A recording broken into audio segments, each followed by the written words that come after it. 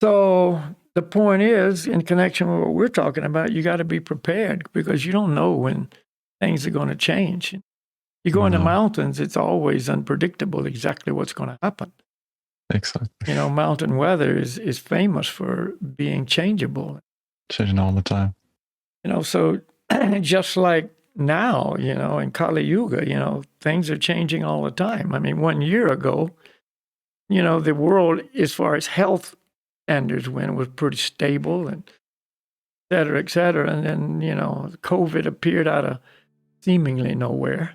That's debatable, but, and, it changed the face of the whole planet, like overnight. Yeah. And so if you don't know, let's say it this way, if you're not prepared, then what are you going to do? You're going to just suffer because of it. Yeah. And everybody thinks they got it wired and, I know what's going to happen, but we don't. Well, so exactly. Let's continue the same theme and about death, I mean, everybody thinks they're going to live forever, But, any moment people can die. And are you prepared for that? What have you done to prepare for that? And usually zero.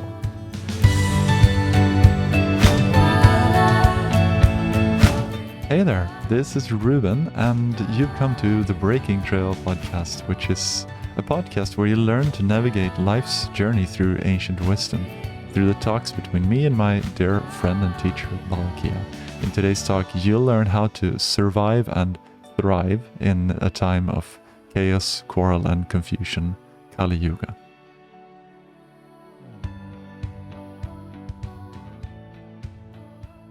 Well, basically, we learned last week about winter.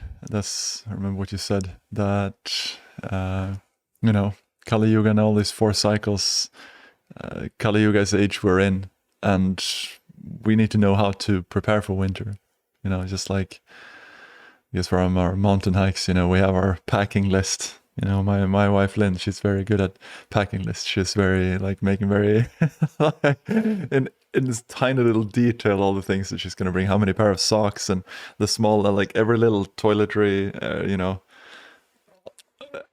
and the list is always, because we forgot some things last time, which was a very important thing, and that was butter. Because we only had ghee, which is like butter oil, but we didn't have butter. So she wrote down in capital letters with an exclamation mark, butter.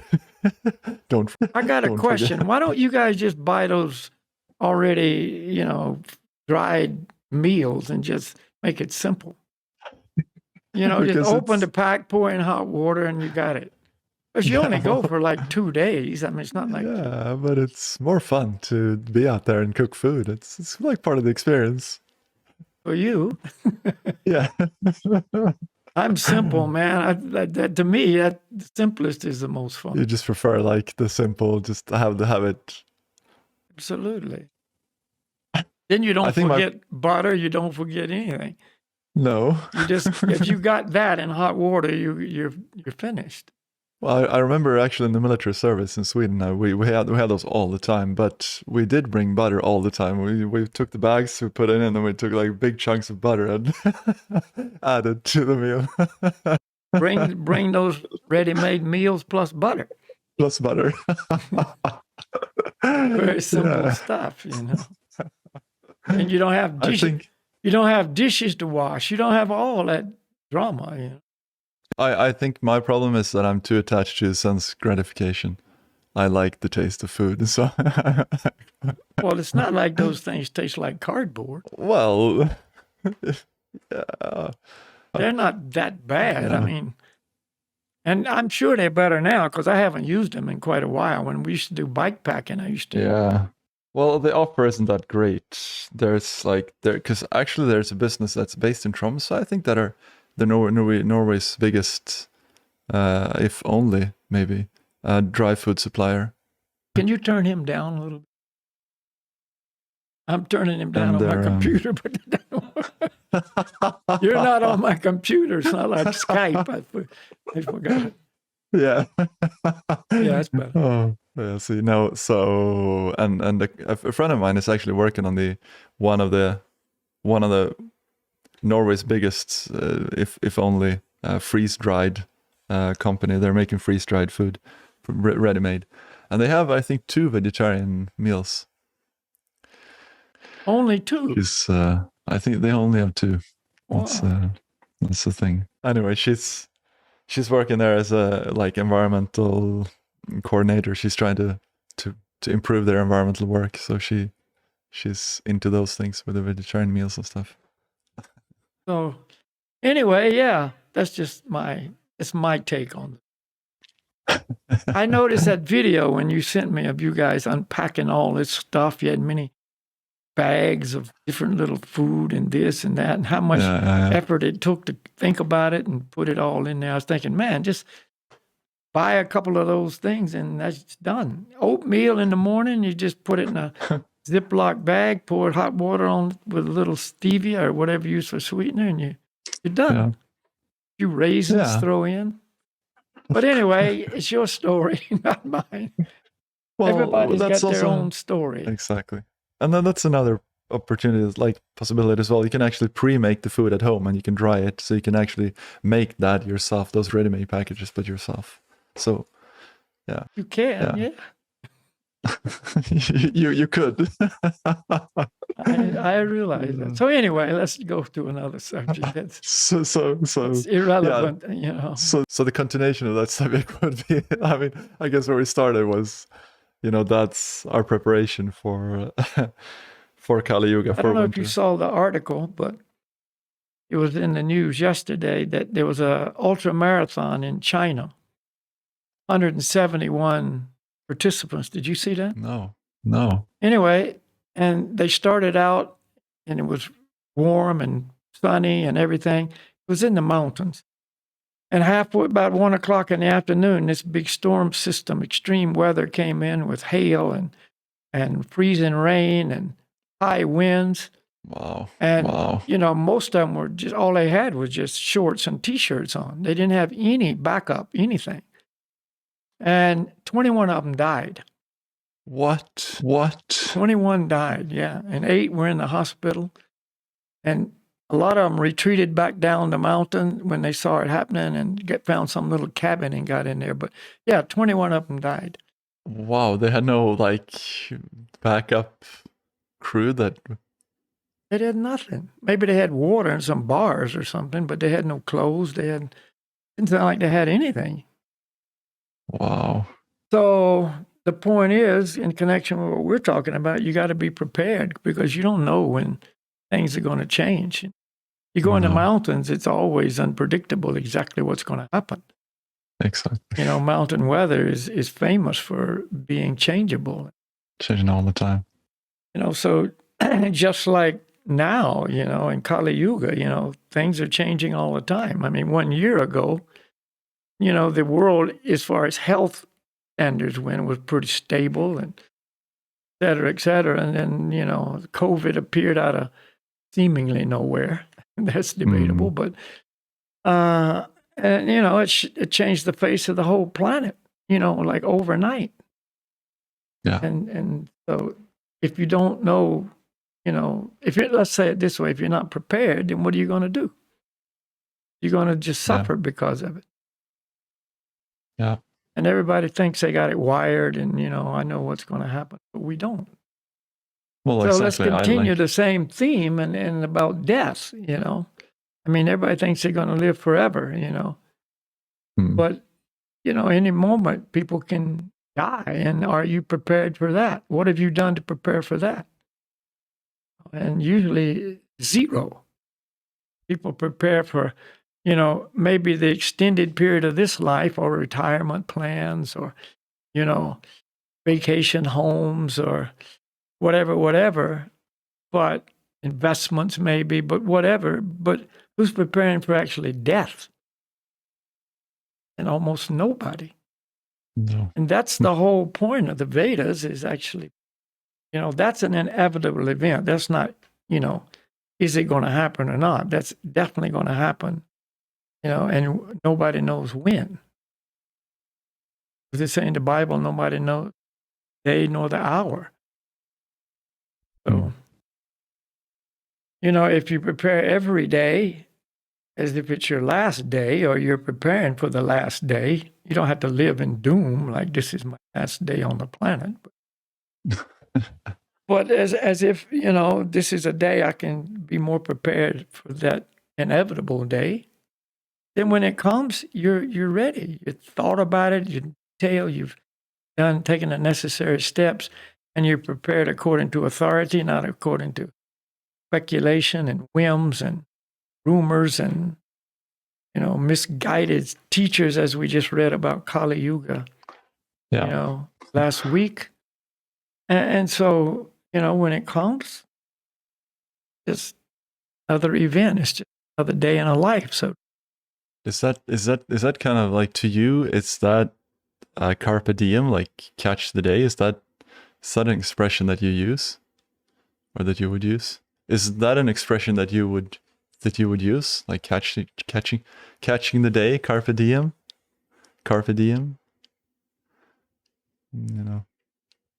Oh, I'm sure. No, they say that, do the best of like the day that's here, like catch the day, use whatever you can, like right now. People say that.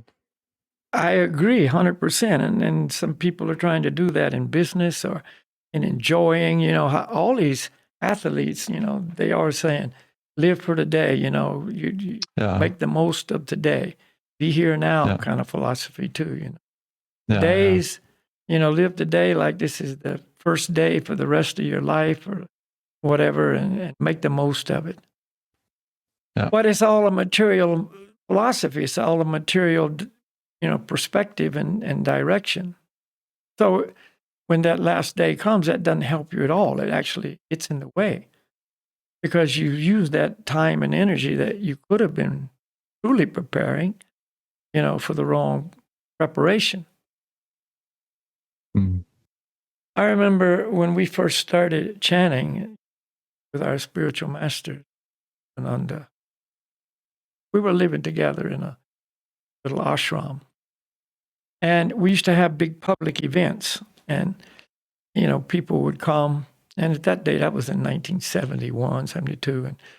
And, many of the people were, let's say, alternative people, the hippies and so on. And they come and, we'd have a great time, big chanting and, big feast and of all natural vegetarian food. I'd say 95% of it local, from the trees and from the garden and whatever. Wow. Really nice stuff.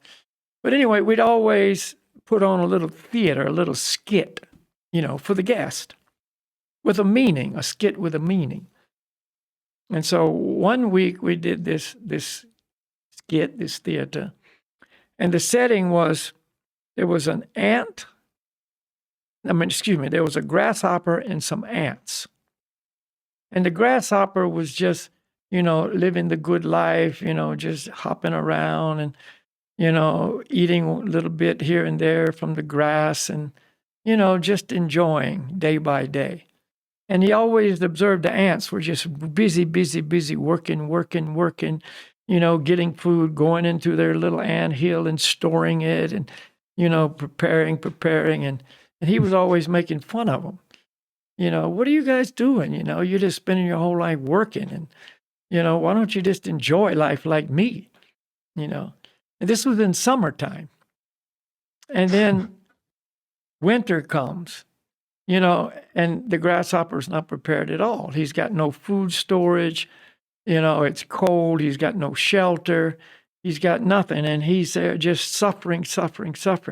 And he goes to the ants and he asks them for help. Can you share some of your food with me? Can you help me somehow in my situation? And it was, the idea was, you got to prepare now. When the times are good, when you're young, you're healthy, you've got the energy and the time, the ability to prepare now. Because when the winter comes, you're going to get caught out. And then what are you going to do? Yeah. So, I remember that was like how many years ago? 50 years ago. And I remember that skit right now. Strong message. Did you play the role of an ant, or were you? I think I was the grasshopper, actually. I think I was the grasshopper. Yeah. But it's really, something that's serious, in life. We take life too lightly. What we see as serious isn't, oh, how much money am I going to make? Or where am I going to go on vacation? Or this COVID restrictions is interfering with my, travel plans and enjoyments. And you know what I mean? And that's all, our focus on our material pleasures and funds and security, which, basically is just in jeopardy all the time anyway. It's changing all the time, and you try to you try to find a stable point. I think we talked about this before, and it keeps changing. Like you never catch that stability, or trying to find stability on a floating iceberg and it's melting.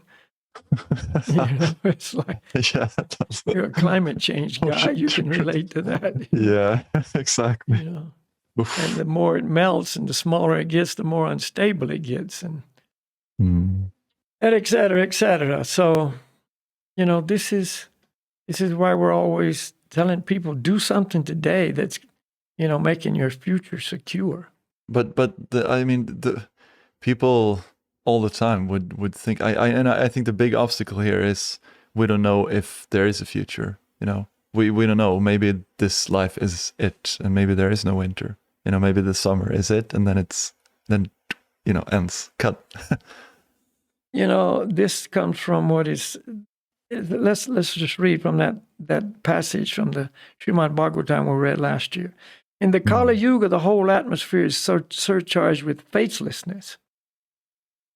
That's it, faithlessness, because that means people are no longer interested in spiritual values.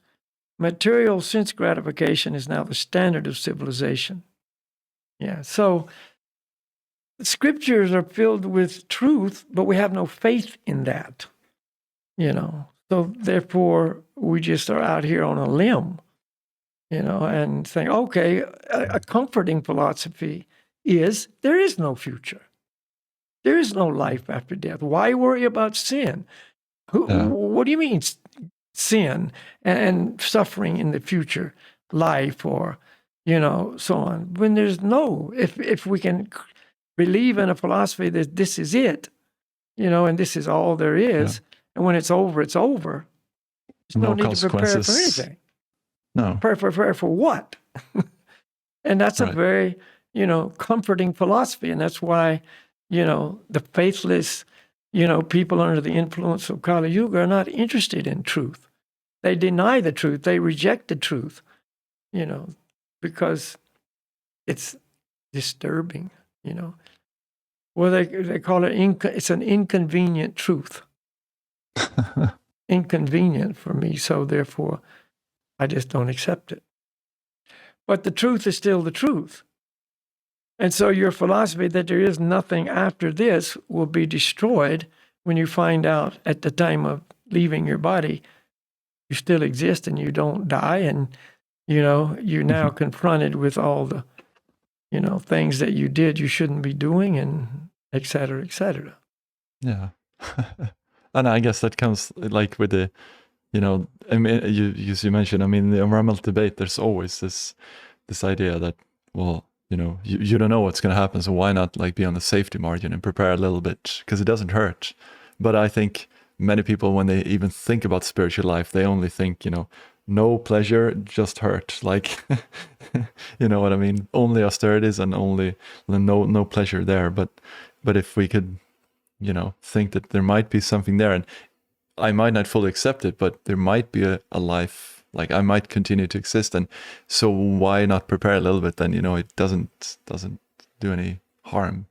Better to do that and sort of in vain if everything stops than to not prepare at all. At least that's a material example from the environmental debate. It's always good to.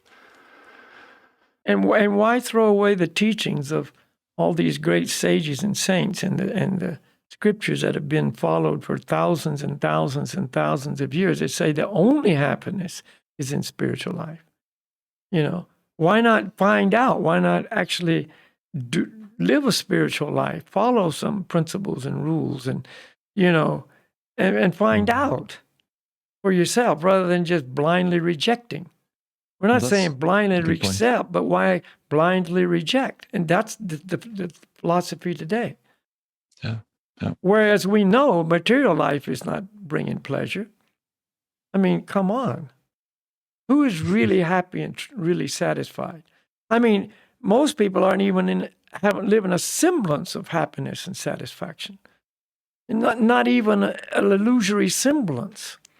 They're suffering day by day in their relationships, in their physical conditions, in their financial conditions, in their disappointments, in their failures, in their anxieties and their depressions. Like, where's the pleasure there? I mean, how much pleasure is there? I mean, that's a given. I mean, that's like in your face.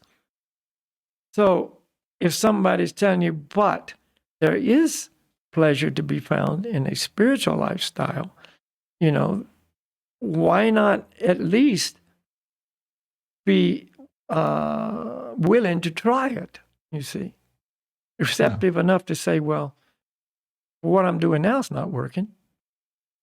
Yeah. Why not just give that a go and see what comes out of that? We always say that, like, I want to see that with my own eyes when someone says something, and we don't believe it. Like, I'd like to see that with my own eyes. So we want to. Yeah, but how about experiencing with your own life? Exactly. And if they would look at people who are actually truly involved in a real spiritual lifestyle, they would see symptoms of satisfaction and less agitation and freedom from depression and, all the pains and sufferings that the common person takes as normal.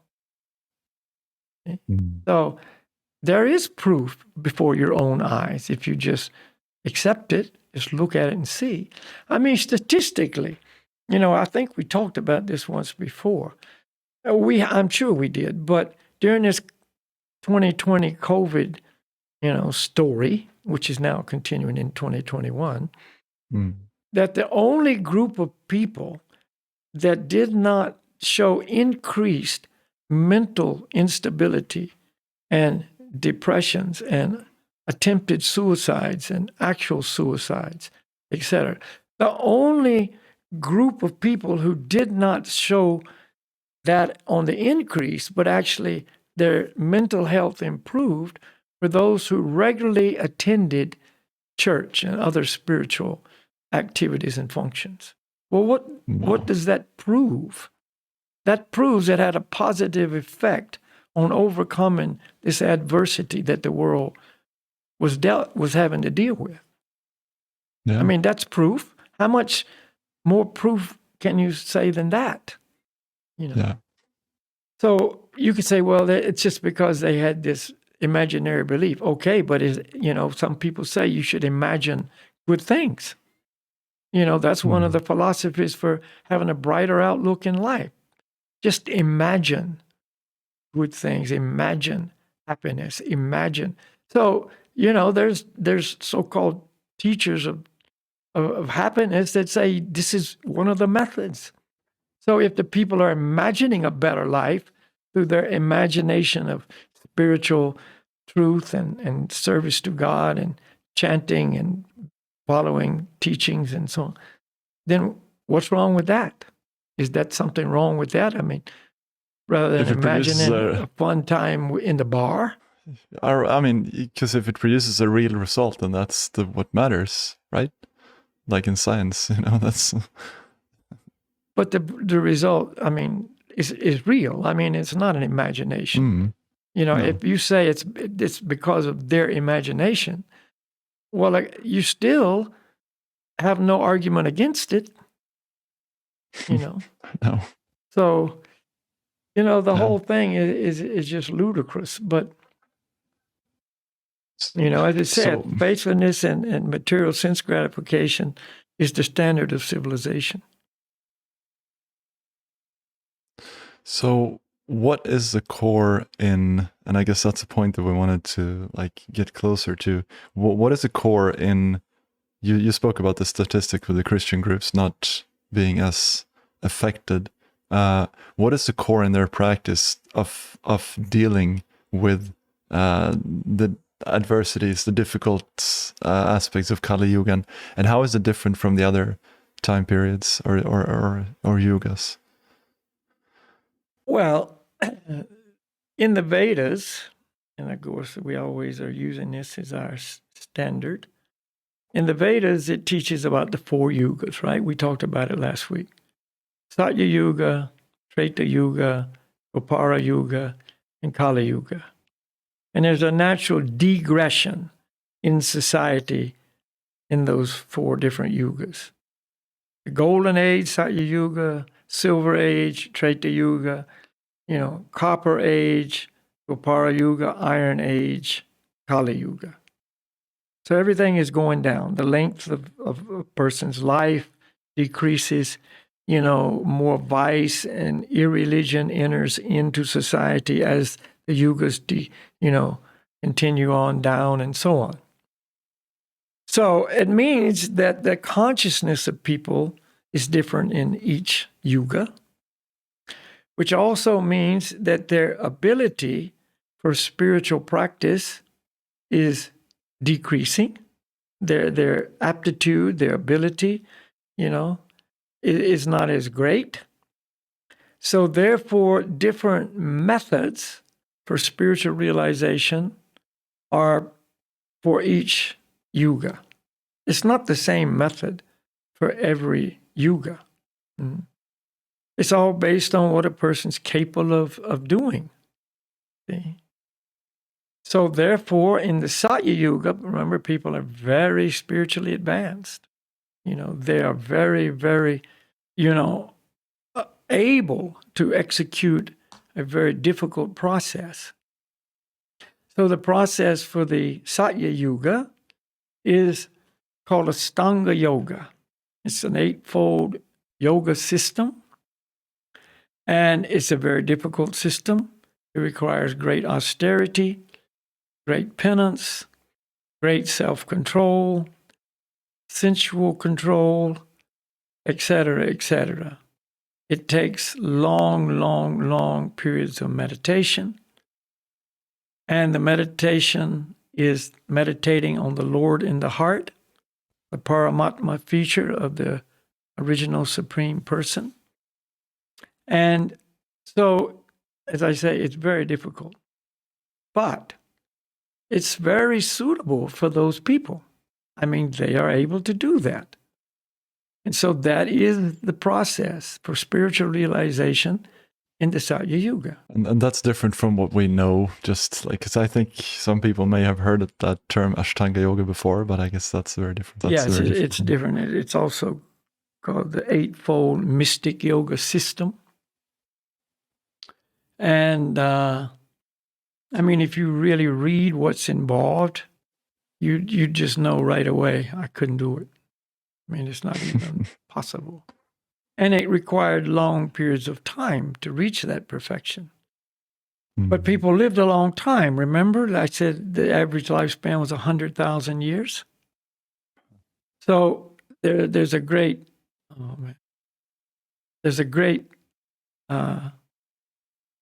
saintly person known as Valmiki Muni.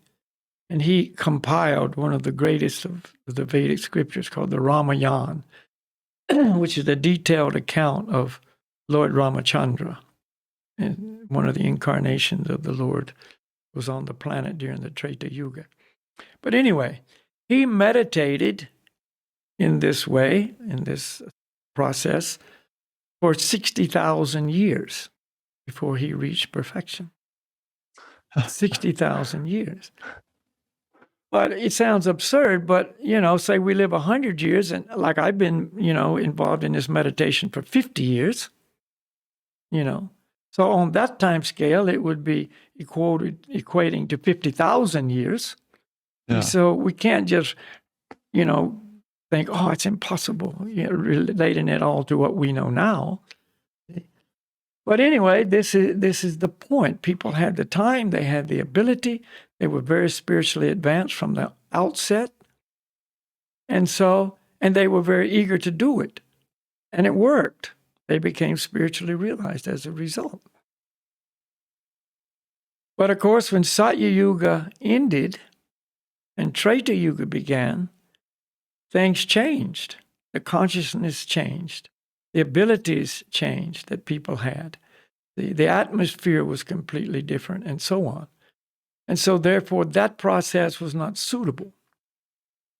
But there was another process given by the Supreme Lord. These processes are not thought up by man. They are established processes for the time period. So the process was very elaborate sacrifices. And when I say elaborate, I mean exactly that. It took, large amounts of paraphernalia to be executed.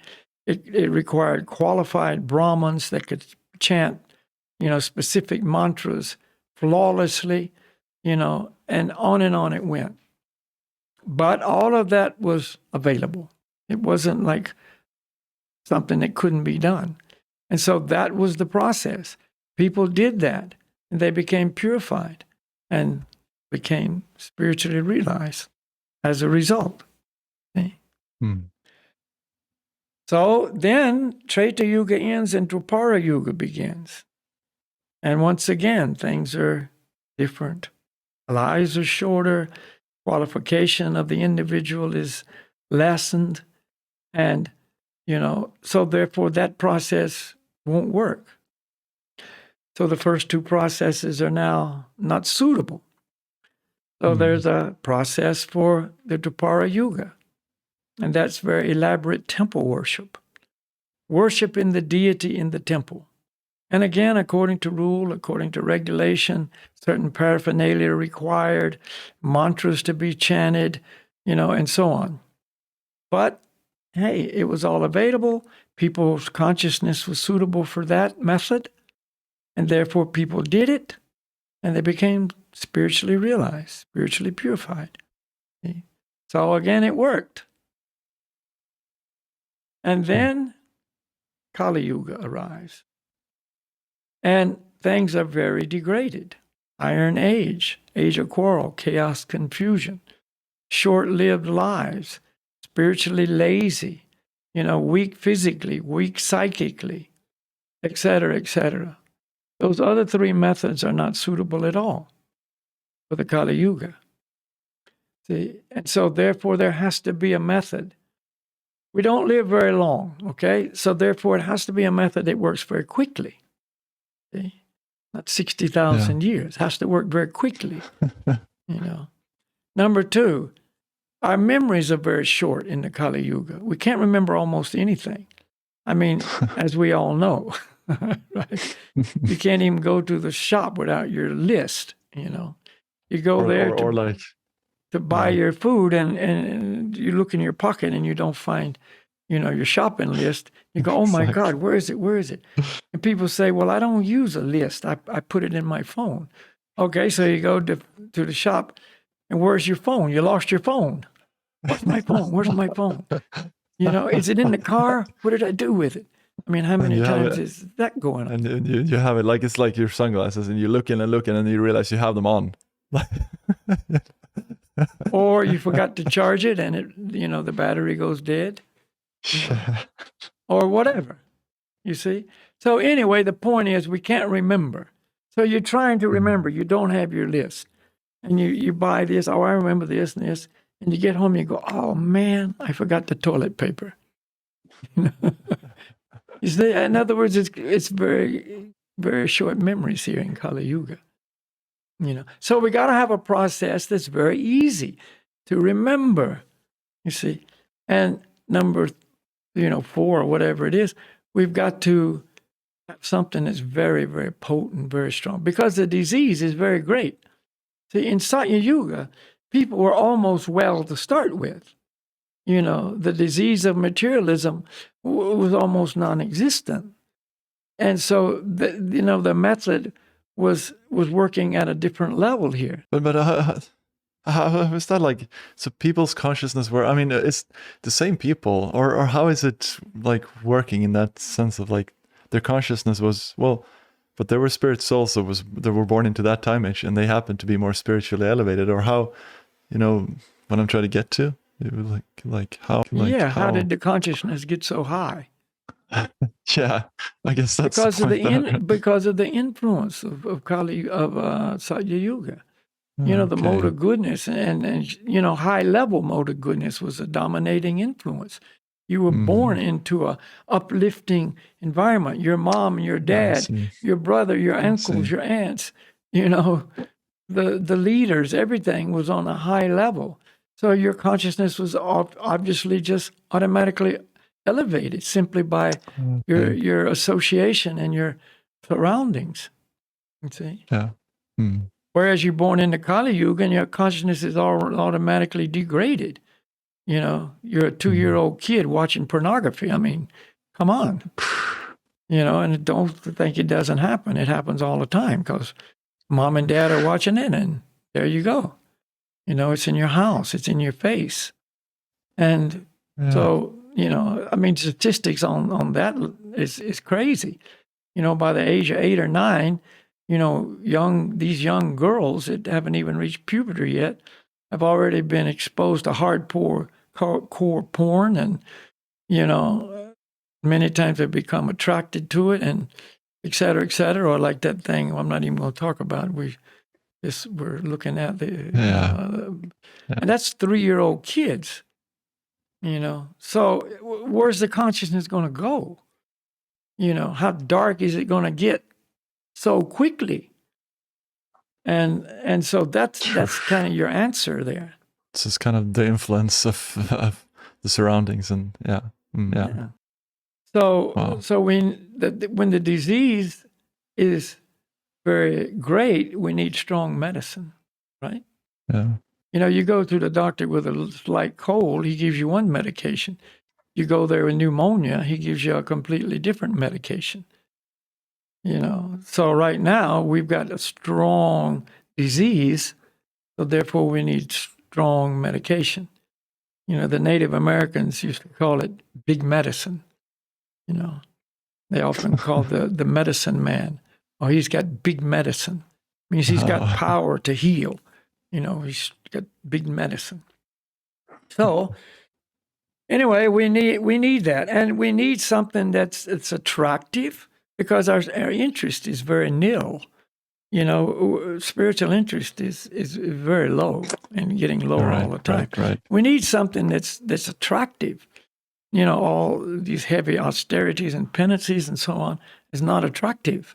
We need something that's joyful and attractive, and makes a person, whether they're looking for spiritual, growth or not, or spiritual upliftment, are attracted to it anyway, because it's just fun, So it's got to be, on that level as well, et cetera, et cetera. I see, and then gradually you would get purified, when you're in it. But you were people are attracted to. I mean, we have people here in Tromsø, just we know that they normally don't come to our meditation classes except when we have free food. Well, that's any reason is good. Yeah, it is. So, therefore, the Supreme Lord, arranged, for the process to be this Harinama Sankirtan, this congregational hearing, chanting of the holy names. I mean, people like to always get together, they like to party, they like to have a fun time, and so that's what Harinama Sankirtan is. Singing, dancing, as you say, feasting, chanting, dancing, and eating prasadam, food that's been offered to the Lord. That's the process for the Kali Yuga. And so people who aren't even interested become purified. I remember there was a couple way back at this time period I was speaking of before, in the early 70s. And they were from California. We were in Hawaii. But they came over and were living in a old mail truck, kind of a, free lifestyle. Had a couple kids, and they just started coming to the programs, and they had been in contact with this in California before they came to Hawaii, the process, the chanting and so on. And the story was that the wife, she used to go to these, feast on Sunday where the chanting and free food was, and she really liked it. But the husband, he wasn't interested at all, So she started bringing him home a big plate of this beautiful, feast that was taking place every Sunday. And he'd eat that and he'd go, every time from then on, when she'd leave, he said, don't forget to bring me home some food. And of course she did. And it was food that had been offered to the Lord. It was spiritually purified and spiritually potent. And every week he was eating this prasadam. Prasadam means mercy, actually means the Lord's mercy. That's how this food is referred to as prasadam. And so, gradually, as time went on, he said, I think I'll go with you. I want to see what goes on up there. So he started going. And then he was a musician already. It just was right down his alley, Very, very accomplished guitar player. So he started playing guitar, at the gatherings when he went, and he'd take his guitar and he'd play. And, he just got totally into it. So when he came to Kauai, they were already, on the road, and they found out we were there. They didn't even know. They just found out that we were there and came around and jumped right in, and he was, but that was his story. He wasn't interested in the philosophy. He wasn't even interested in going, but he liked food, you see. Wow. So that's how the whole process is geared for people in Kali Yuga, so they don't even have to be interested to be purified. And of course, with the purification does come the interest, and the enthusiasm and the joy, like we were just speaking before, give it a try. You say it doesn't work, or there's nothing to it, or, it's not for me. How do you know? You didn't try. Give it a try and see what you come up with. Yeah. And so it's actually stated in scripture that in one way, the Kali Yuga is the greatest of the yugas, because the process of spiritual realization is the easiest. And it's said that there's great sages and saints that are waiting to take birth in the Kali Yuga, to take advantage of this wonderful process of hearing and chanting the holy names, Harinama Sankirtan. So, that's what we got going on, And there was a quote that I saw in the Bhagavatam, the start of Bhagavatam, where we were close to where we were reading last week, and it said, well, I can't access it now for some reason on my computer, but it says something to the extent that even the unconscious. Well, actually, I might actually have it right now. Let's see if I find it. It said even the unconscious chanting of these mantras are extremely spiritually potent, and they're feared by fear personified. It said, it's stated, maybe in that same place, that even if you chant making fun of those who do chant, these guys are always going, go ranga, haribo, just kind of making fun, you're still getting purified, In fact, Lord Gauranga, he would often trick kids. Kids always like to taunt people, just hassle them, and that they get great pleasure for that. So when he would walk down the street, he was known in Navadweep, where he appeared and grew up, as a person who was chanting all the time. And so those kids would go along and say, Haribo, Gauranga, and he'd say, no, he'd put his fingers in, no, don't say that, and kind of run, like he was trying to run away, and they just do it more, it spur him to do it more, to hassle him more, and inside he's just laughing, it's just a little trick to get them to chant, and but they were getting purified, And of course, in the Chaitanya Charitamrita, which is one of the scriptures about the life and teachings of Lord Gauranga, Lord Chaitanya, it describes that, at that time in Bengal, there was Muslim rule. The Muslims ruled at that time.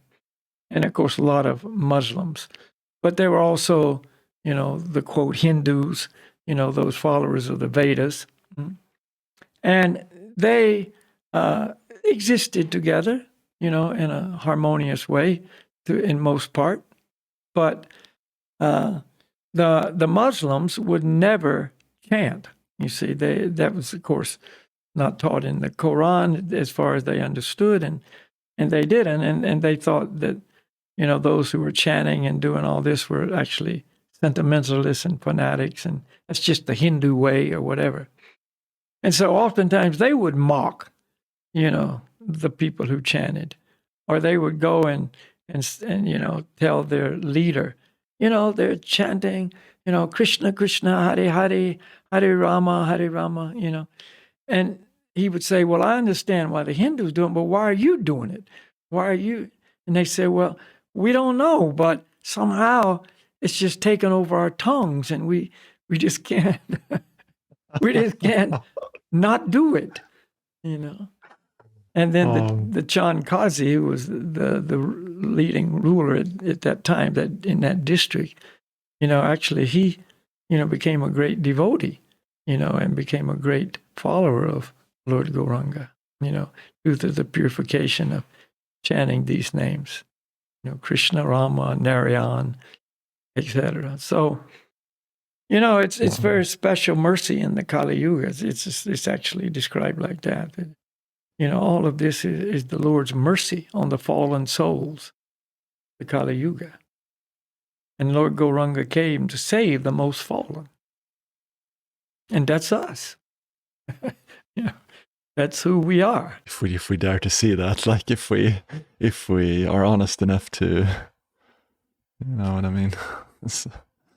But even if we don't see it, it's still the truth.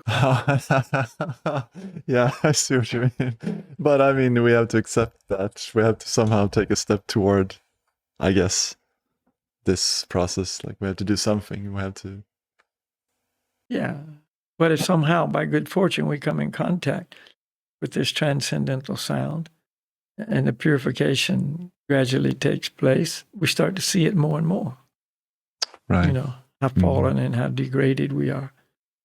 And how we've allowed ourselves to just go to these lower levels and try to find pleasure there. Chewing the chewed. Yeah. Another funny story is in Kazakhstan, I spent a lot of time there, and the method of transportation it's changed a little bit now, but was always you just step out on the street and raise your hand or just put your finger out, and every car is a taxi. They didn't have really, they had a taxi service, but most people just caught a car, they call it, just catch a car. And everybody, sometimes, 2 or 3 cars will be lined up. So if you don't take the first car, the second guy gets a chance. If you don't get in his car, and the third guy. Wow. And you tell the person where you're going and arrange on a price. And if everything is go, then you just go. And if not, the next guy, and so on. So anyway, one of our guys was going to one of our public lectures, and he caught a car to go. And on the way, we have a CD that I and some friends in Russia made. I call it Relaxed Meditation. It's just a chant. You know it. You've heard it.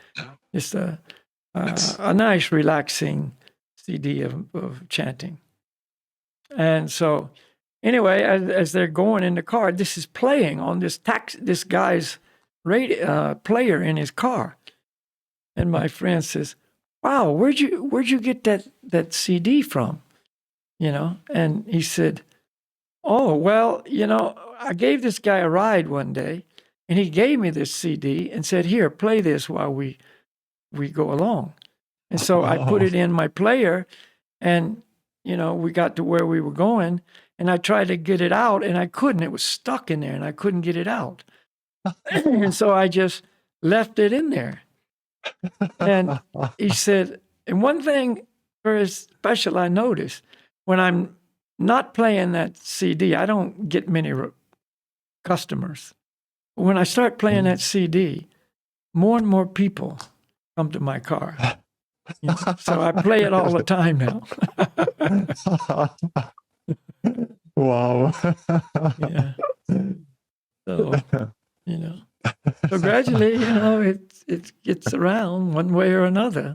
I've seen that CD, like even at student gyms in Trondheim where I used to do, you know, teach yoga. Like I'd never been there before, and suddenly like the CD was lying there in the CD player, and like I was like, where did this come from? It's just someone had spread it. Yeah. Wow. That's you know, an understandable event, because you know it's designed by the Supreme Lord. So another point to be understood is we shouldn't try to, you know, do a spiritual practice is not suitable for this age. You know, so some people are trying to do silent meditation and Stanga and, you know, the austere prayers and so on. You know, but really it's not for this age. And, you know, of course, there's big gurus who are teaching it and et cetera, et cetera. But it's just not suitable. So if we're going to do something, why not do that which is suitable? You know, and most people want to be, you know, trendy or this is cool, or present an image of, you know, a yogi, or accept somebody because they look like a big yogi and have a lot of followers, or whatever the case may be. Yeah. But if you really want to be successful, go to the Supreme Lord and see what He has arranged. This is the bottom line. The Vedas tell us, what was that mantra we chanted at the end last week? Of course, we know, don't we? Harinama, Harinama, Harinama eva kevalam. Kalo nasteva nasteva nasteva gatiranyatha. Translated, in this age of Kali Yuga, see, there's no other way, there's no other way, there's no other way than the holy names, the holy names, the holy names. Harinama, Harinama, Harinama. Eva kevalam kalo nasteva nasteva nasteva. No other way, no other way, no other way. 3 times repeated. For spiritual realization in the Kali Yuga.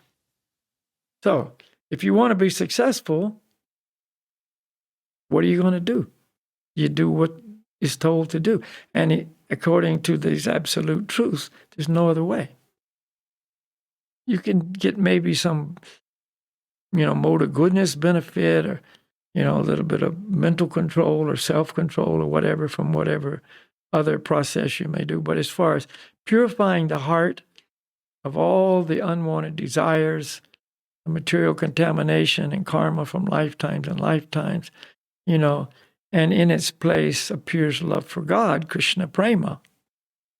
There's no other way. That's exactly what I was going to say. Like, could it be beneficial to practice silent meditation, or these types of, I mean, I've seen people that are supposedly trying to follow Ashtanga yoga practice, like white clothes and this turban, and I mean, of course we respect everyone, but is that a well, if that's what they want to do, I mean, they certainly have the freedom to do it, you know, and they have many different motivations for that. But will they be truly successful? And the answer is, according to Scripture and according to Lord Gauranga, no, not really. No. But it may make it so, depending on what they do in their next lifetime. They'll take a suitable position, you know, in a suitable situation, and association, and so on. So, you know, they do take to the hearing and chanting of the names of the Lord for the Kali Yuga, because it'll still be Kali Yuga in their next birth, you know. And, you know, another interesting point is that it's stated again in Scripture. We just speak from Scripture. We're not, making things up. It's stated in the Vedic scriptures that, this movement of Lord Chaitanya, it's called, this movement of the hearing and chanting of God's names as the process for spiritual realization will continue for 10,000 years. That means for 10,000 years, that process will be available to people to take advantage of. Wow. See? But then after 10,000 years, Kali Yuga will progress, so far. I was going to say, for like so 300,000 years more, or 200. 427,000 more years. Wow. 427,000 more years of Kali Yuga. So it will progress to a point where, that opportunity we have now is not going to be, there. So, well, we got 10,000 years. Well, and then, like, how much easier can it get? Like, what? Oh, it's unimaginable. I don't know. I mean, you can't even envision it. But going into the Srimad Bhagavatam, going toward the end of Kali Yuga, all the things that live on filth and pestilence, like the cockroaches will be as big as dogs, and the rats will be as big as bears, and the human form of life will be reduced to about, 3 feet high, and the human brain will be reduced to the size of a pea, and people will eat their young, and it just goes on and on. I mean, it's horrible stuff at the end of Kali Yuga, but we don't have to, we're not here to wait for that, you can't run away from these truths. We're here to solve the problem now. We got the human form of life. We got the process. We got the mercy of Lord Chaitanya and his spiritual representatives, on us right now, So it's nothing to fear. There's nothing that we don't have. We got everything, right now to be absolutely successful in life, and become truly happy and truly satisfied and return to the spiritual world. Not 100 lifetimes later, right now. So all we have to do is do it. That's all. And if we do, we're lucky, and if we don't, we missed it. Yeah, I was just reading Srimad Bhagavatam at the start of Kali Yuga about these 4 pillars of religion that are declining. I just thought it was a nice, I don't know, to me,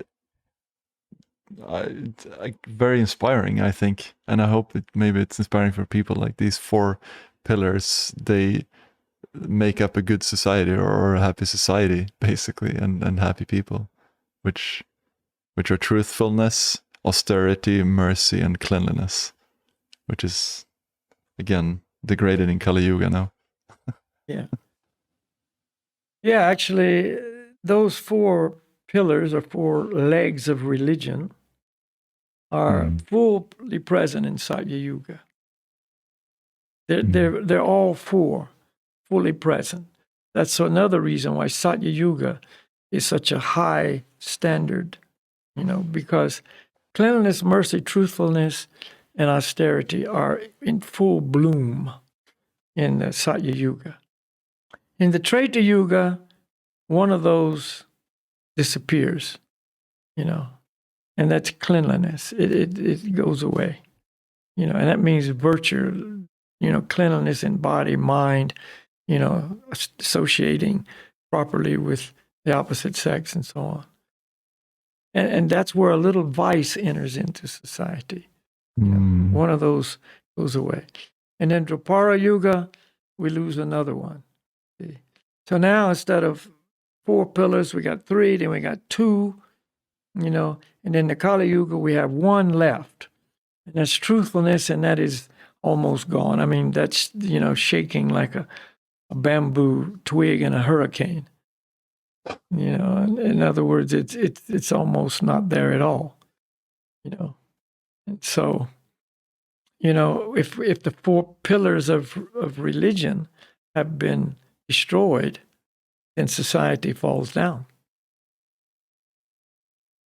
And what replaces? There's also four pillars of sin. We talked about that before. And the four pillars of sin are eating of meat, fish and eggs, intoxication, illicit sex, and gambling. And that's what society is standing on right now, the four pillars of sin.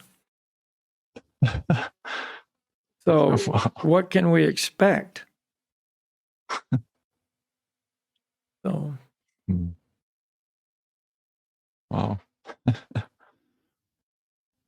Yeah. And so it's stated in what we read, last week, in this quote from Srimad Bhagavatam. If I can see it.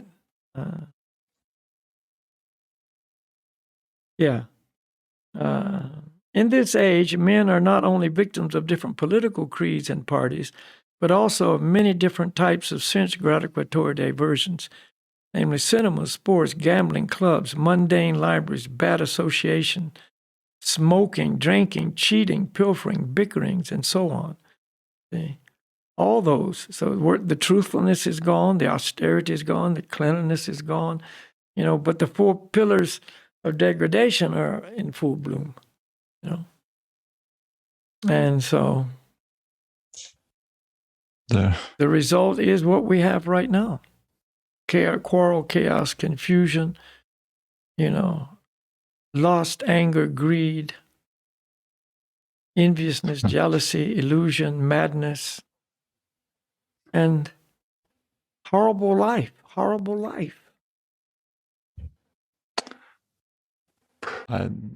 There's a quote that maybe we could sort of end with. Let's see if this. I don't think we have so much time, but there's a quote from Srimad Bhagavatam, just again, that clarifies the point. I think this is Srimad Bhagavatam 1:2:10. So, life's desires should never be aimed at gratifying the senses. One should desire to live only because human life enables one to inquire about the absolute truth. This should be the goal of all works. And then, but Bhaktivedanta Swami goes on to explain in the purport that the completely bewildered material civilization is wrongly directed towards the fulfillment of desires in sense gratification. In such civilization, in all spheres of life, the ultimate end is sense gratification. In politics, social service, altruism, philanthropy, and ultimately in religion or even in salvation, the very idea of sense gratification is ever increasingly predominant.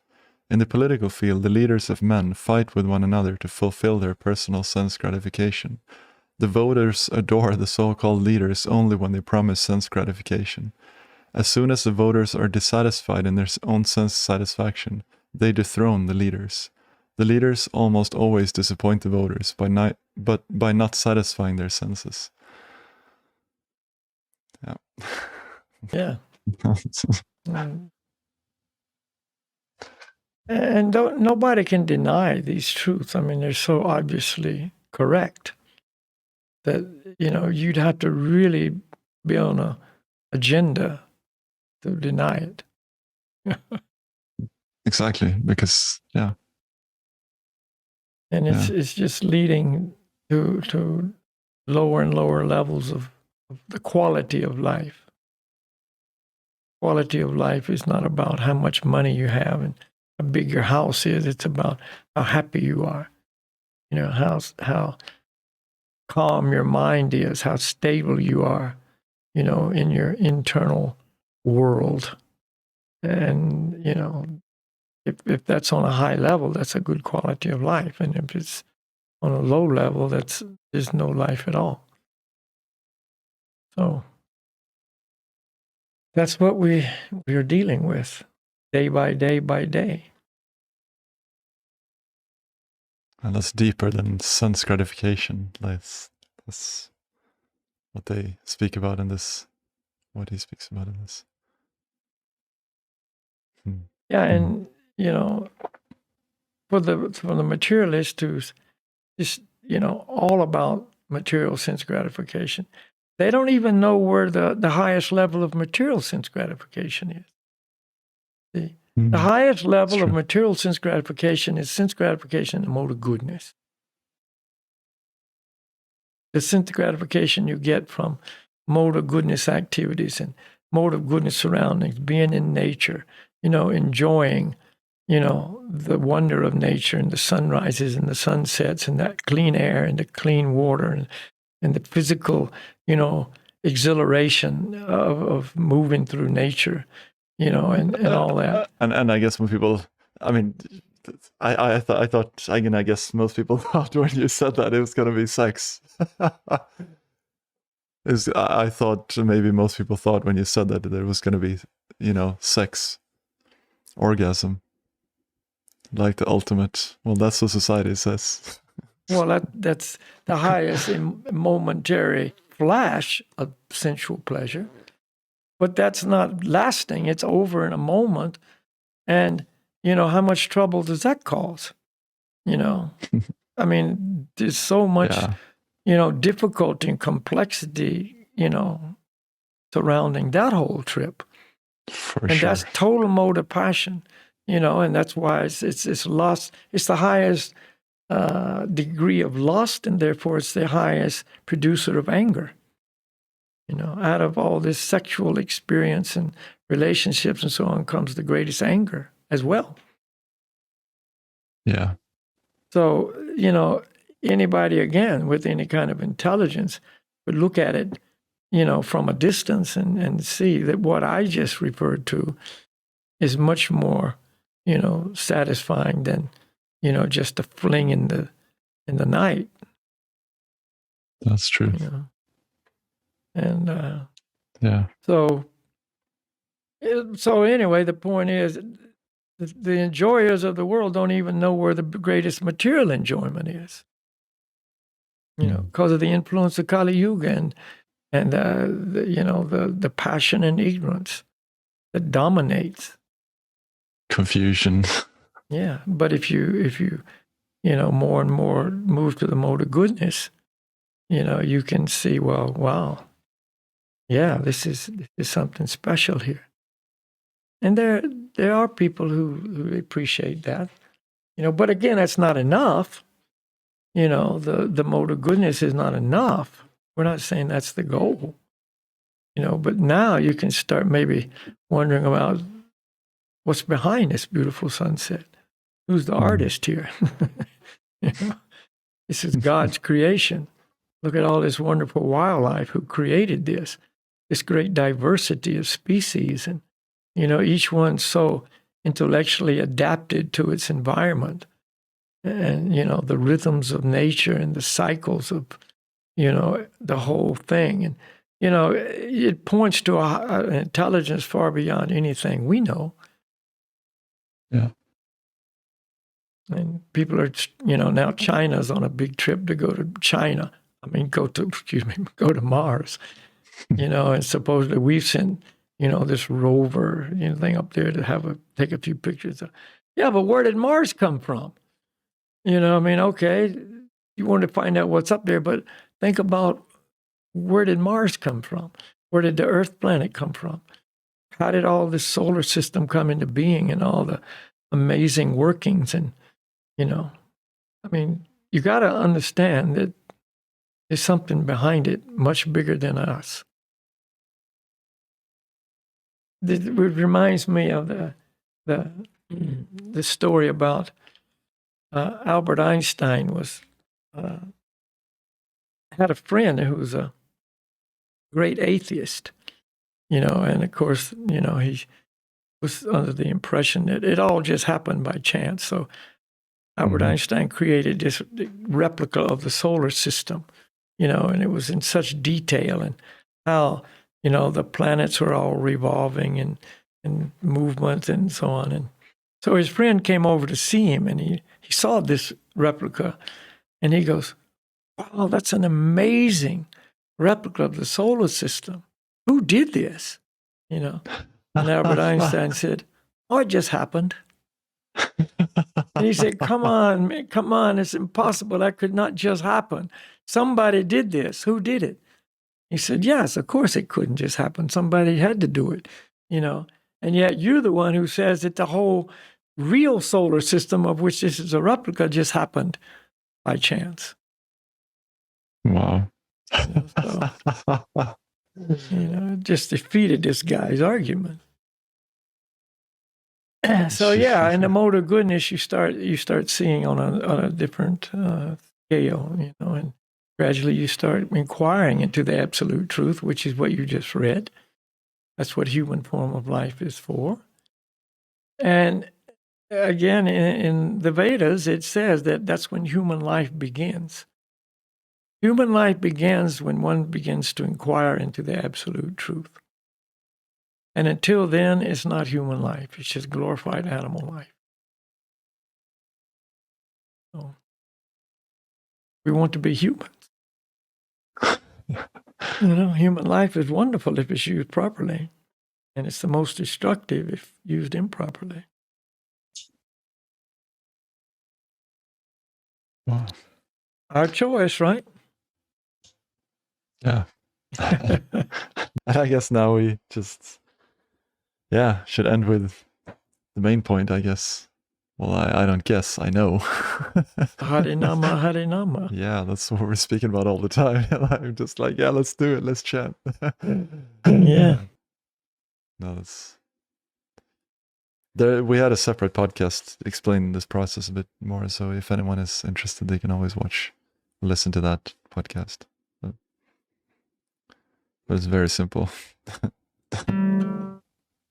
Hold on, let me see if it's...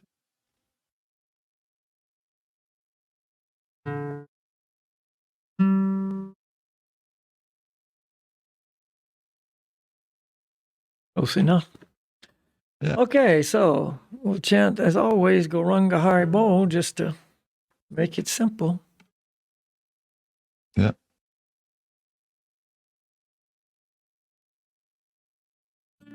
Just briefly, I chant and everybody listens. Then my friends here will respond and I listen. You chant with my friends.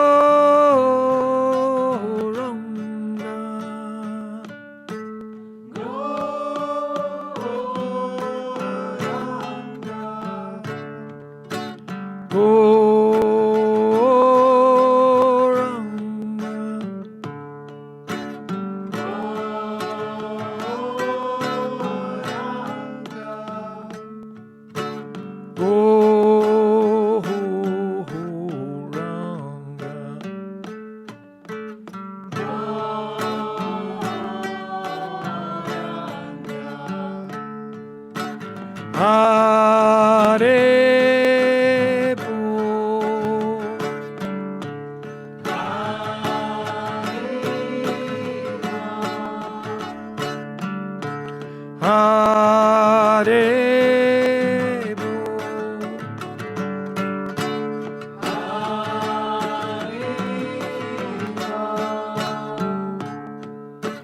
Hare Bo.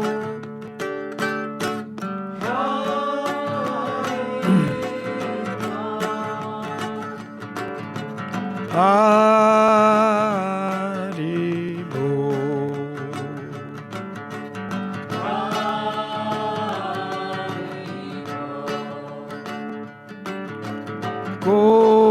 Goranga Haribo.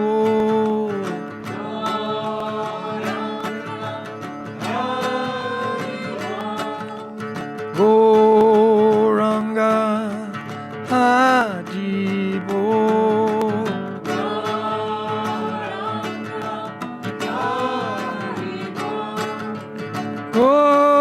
Goranga Haribo.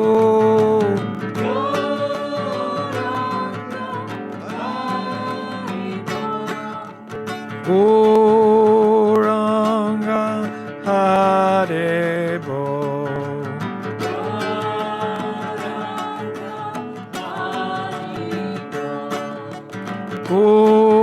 Goranga Haribo.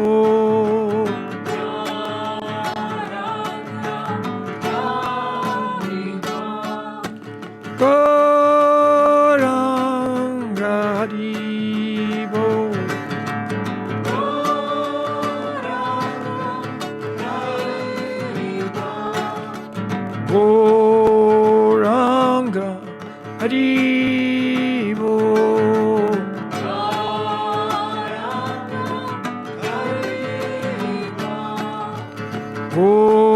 Goranga Haribo.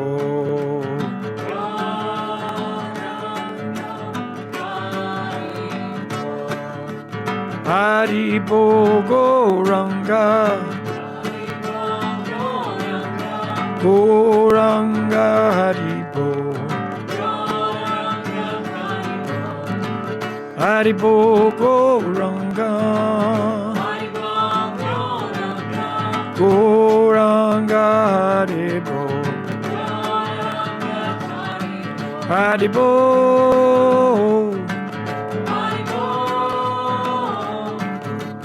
Goranga Haribo. Haribo.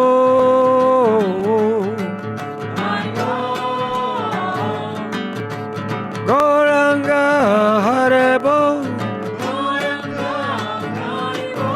Goranga Haribo. Goranga Haribo. Goranga Haribo. Haribo.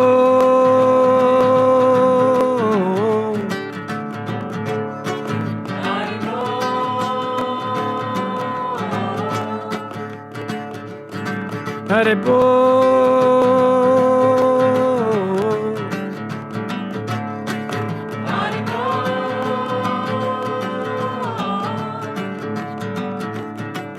Haribo, Haribo, Haribo, Haribo.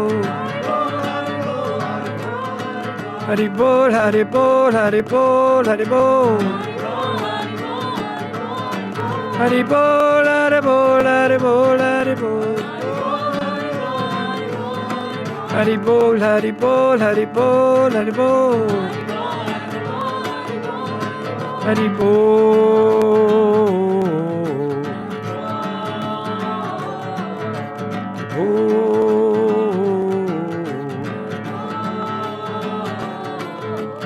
Goranga, Goranga, Goranga, Haribo.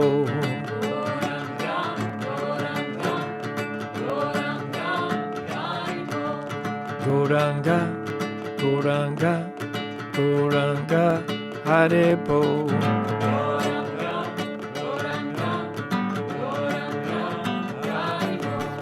Goranga, Goranga, Goranga, Haribo.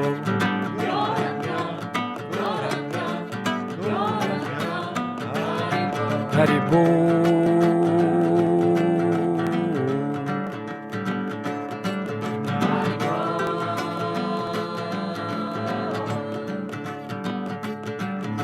Gauranga.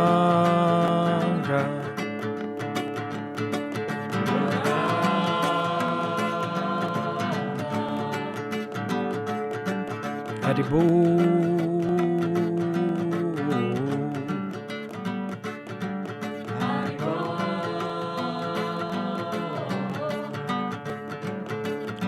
Gauranga.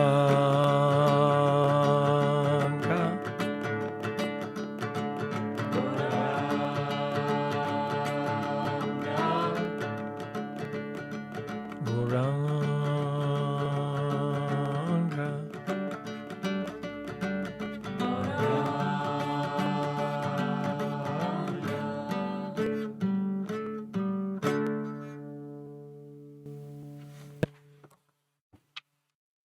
Haribo. Hari. Oh, again, Sankirtan. Harinama Sankirtan. Oh, like we were mentioning, it's got to be fun, you know, for some people to do it. It's got to be fun. You got to be something you like to do. This is fun. Fun doesn't mean bad. Fun doesn't have to mean bad. Or the most fun thing is spiritual fun. Really, I mean, it's not about sensual pleasure. It's about real fun and pleasing the Supreme Lord and actually experiencing that other realm of happiness that we don't know about in this. Yeah, anyway, that's it. Yeah. Perfect. Thank you so much, Valkia. That's, yeah. Thank you, Ruben, and thanks for all those wonderful quotes and everything.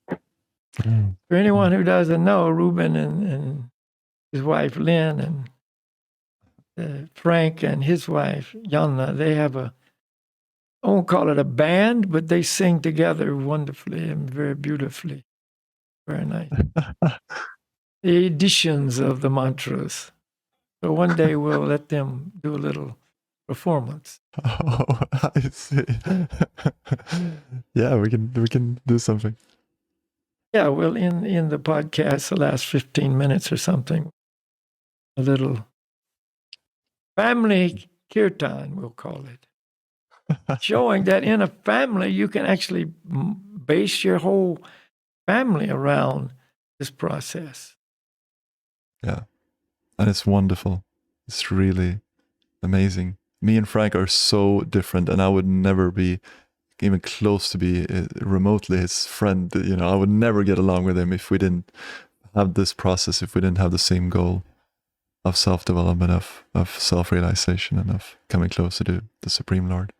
So now we live together, you know, him, his wife Janne, and my wife Lynn is the twin sister of Janne, just so anyone who listens understands that. Yeah. Yeah, so we look forward to that. Maybe next time. Okay. Yeah, let's do it. We'll prepare. The last 15 minutes of the program. Okay. Yeah. Okay. All right. All right, Ruben. See you. We'll be in touch. For sure. All right. Yeah. Namaste, Haribo. Namaste. Thank you very much. Haribol. Thank you, Slava, and everyone out there. And thank you, Chintamani. Chintamani for the singing back. Yeah, it's great. And Slava for always being there to help. Adjust your camera. Oh, such an amateur. Oh, darn. Yeah. I think we should read that alcohol one though. Exactly. I was gonna say something that maybe we can do that next time. Yeah. Mm-hmm. Mm-hmm. Because so many people have the impression that drinking's okay, especially in moderation, or it's even good for you. And yeah, then there's those people who say, you know, a glass of wine a day is good, you know, or you know, certain amount of alcohol each day. Yeah. And this study of 25,000 people proves them wrong. Yeah. And the Vedas all along have said, don't do it. So again, we can refer back to the Vedic, you know, truth is always true, and gradually the scientists uncover little bits of it that proves that this was true all along, and they just bumped into such a big amazement, like, wow, oh, we didn't know that. Well, I mean, this is what it's already been there. It's always been there. Like, yeah. If you follow the Vedic teaching, you're going to be doing the right things always. Wow, that's a good motivation to end with. Do the right thing, follow the Vedas, chant, be happy. What more? That seems simple. Yeah. Carry freeze-dried food in a bag. So you just add hot water. No. We gotta cut that part out. No, if you like the complexity, then go for it. Pretty soon you'll be carrying a pizza oven out there. Well, Frank bought this. I know. But he bought this big tent where you actually have an oven in it, and we didn't use it this winter, but it's really heavy. But if you have a pulk, you could technically drag that with you, and you could, set up this huge tent with the fireplace in the center, and could probably make pizza in that, or on it, or. Wow. Better you do that in your backyard. Yeah. You guys don't have to go far to get out there. That's true. We're out here now. Take all your paraphernalia that you want to do that, and just go, a few hundred meters out into the bush there, and just like you're far out away from everything. If anyone sees a promo video, that's straight from our house. Like, that's right outside the house. Yeah. All right. Oh, all right. Anyway. Yep. Cool. See you next week. All right. Hare Krishna. Hare Krishna. Gotta get set up for the next one. Yeah, right. Busy schedule. Hare Bol. Business is good. That's good. Hare Bol. Hare Krishna. So that's the end of today's episode, but there are plenty more to listen to from before if you haven't listened to them all, and upcoming episodes. So we have a lot of interesting content for you, and please share this with your friends and family that you might think would be interested. You never know, they might find it useful as well. So if you'd like to give us a mini donation, perhaps monthly, to help us run this podcast and spread it to more people, you can do that via Patreon. If you'd like to know which upcoming episode is upcoming, then you can join our email list. So all of that is available on breakingtrail.life. That is our website. Yeah, so I'm happy to have you here again, and looking forward to see you soon again. If you do have any questions, thoughts, concerns, then please write us. Thank you. Remember, stay true to yourself and dare to break.